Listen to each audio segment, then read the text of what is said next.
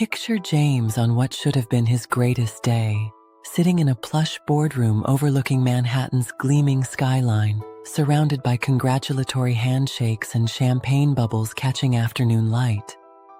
At 45, he's just closed the biggest deal of his career, but instead of celebration, a crushing weight settles in his chest like a stone dropping into still water. 20 minutes later, he's on the cold marble floor of that same boardroom, paramedics working frantically as his life hangs in the balance. Massive heart attack. The doctors later say it's a miracle he survived. But as James lay in that sterile hospital room for weeks, breathing through oxygen tubes and staring at white ceiling tiles, something extraordinary began to unfold. What looked like his worst nightmare was about to become his greatest awakening. In the Bhagavad Gita, when Arjuna faces his darkest moment on the battlefield of Kurukshetra, staring at an army filled with beloved teachers and family members he must fight, he breaks down completely.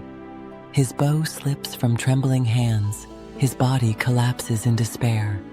Krishna, speaking as cosmic wisdom, reveals a profound truth.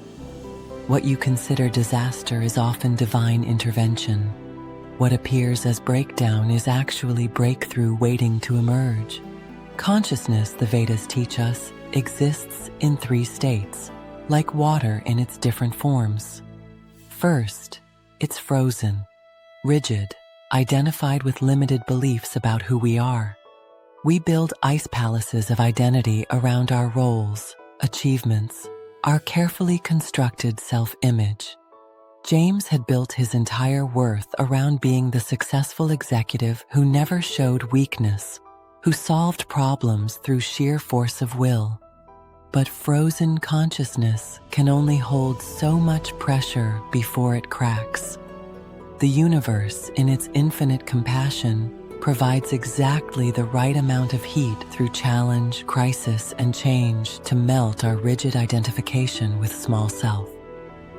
As consciousness heats up through difficulty, it becomes liquid, more flexible, adaptive, flowing. Those hard edges of ego begin to soften like winter snow yielding to spring sunshine. With sustained heat, the kind that comes from facing what we most fear to face, consciousness transforms into steam, expansive, free-flowing, able to rise above old limitations like morning mist ascending from a mountain lake. James's journey through this transformation reads like a spiritual textbook. During his slow recovery, confined to his garden each day by doctor's orders, something began shifting in his awareness. Sitting quietly among roses and ancient oak trees, breathing deeply for the first time in decades, he started experiencing something he'd forgotten existed: connection. Not the networking kind he was famous for, but soul-deep recognition of the web of life he'd somehow stepped out of during his climb to success.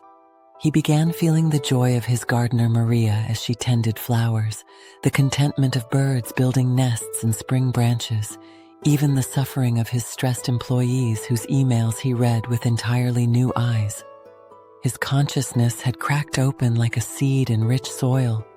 The tight shell of James the executive was dissolving, revealing James the human being underneath, vulnerable, compassionate, alive in ways he'd forgotten were possible.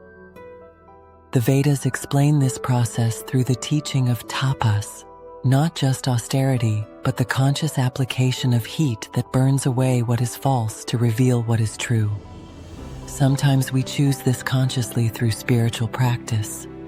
Other times, life chooses it for us through what appears as crisis, but is actually grace in disguise.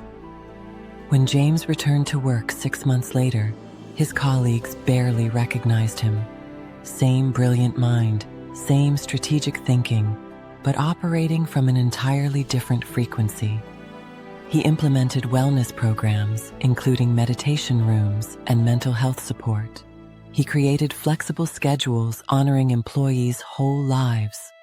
Profit margins actually increased as stress-related turnover plummeted and creativity flourished. The man who almost died from success had discovered how to succeed at life. Looking back through the lens of karmic intelligence, James could see the perfect design.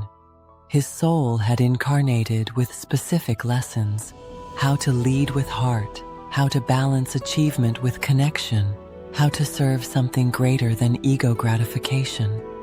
For decades, his soul had been sending gentler signals: relationship struggles, increasing anxiety, growing emptiness despite external success.